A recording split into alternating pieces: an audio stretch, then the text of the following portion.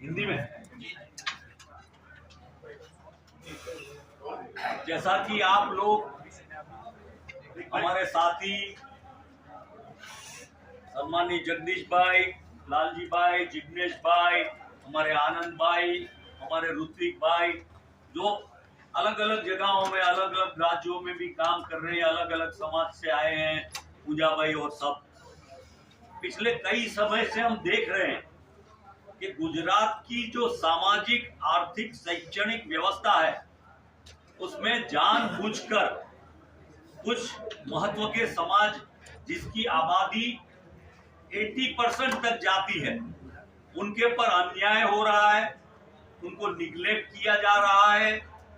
जबकि बाबा साहब आम्बेडकर ने बंधारण बनाया तो ये व्यवस्था पिछड़े वर्गों को मुख्य धारा में जोड़ने के लिए बनाई थी। और पार्लियामेंट में भी राहुल जी ने भी बताया, जाति जनगणना की भी बात बताई। और इसी वजह से कि जो संविधान के हिसाब से काम देश में होना चाहिए वो नहीं हो रहा था, चाहे सेक्रेटरीज की बात हो, चाहे अधिकारियों की बात हो, चाहे कोई भर्ती की बात हो, उसमें नहीं हो रहा था। तो उन बातों को भी ये अभी जो सरकार है उसको स्वीकार करना पड़ा है। उसका मतलब ये है कि भारतीय जनता पार्टी गलत थी और हमारे नेता राहुल गांधी सच्चे थे। इस बात का सबको पर्याय मिल गया। अब सवाल ये आता है कि एक तरफ संविधान की तरफ से काम करना, डेमोक्रेसी को बचाना, और उसके साथ साथ लोगों को न्याय दिलाना।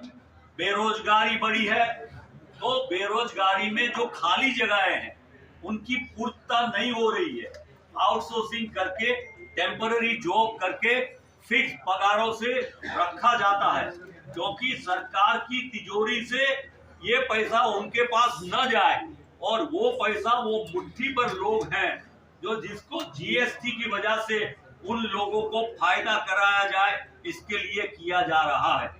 अब जब गुजरात की बात करें, अब हम आपके सामने जब आ रहे हैं जीपीएससी परीक्षा के रिजल्ट के बारे में बात कर रहे हैं, तो उन परीक्षाओं में भी ये साबित हुआ है कि रिजर्वेशन 50% तक होना चाहिए रिजर्व कैटेगरी का, एससी, एसटी, ओबीसी का। उसके बदले नॉन ओबीसी उससे ज्यादा सीटें ले रही है। और दूसरा, मौखिक जो ओरल एग्जाम लेके हमारे जो अच्छे विद्यार्थी, जो ब्रिलियंट है, जो मार्क ज्यादा लाए हैं, उनको पीछे रखा जाता है।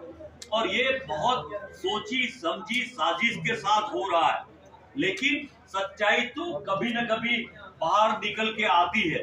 और हमारे काफी ऐसे लोग जो एक्सपर्ट हैं, जानकार हैं, समझदार हैं, उन्होंने रिकॉर्ड वगैरह चेक किया, इसकी वजह से ये सब बातें बाहर आई है। तो हमारी ये बातें हैं कि संविधान की तरफ से ये काम होना चाहिए और जाति जनगणना की बात जल्द से जल्द पूरी होनी चाहिए। और हमने काफी हमारे व्हाट्सएप ग्रुप में ये भी बातें हमने सुनी है, सुनाई है, पढ़ी है कि जहां ये आरएसएस वाले लोग कहते हैं कि आप जाति के बारे में बात मत करें, आपको खाली हिंदू या गुजराती ऐसी ही बात करनी है, ऐसे भी व्हाट्सएप हमने समाज की व्यवस्था में देखे हैं।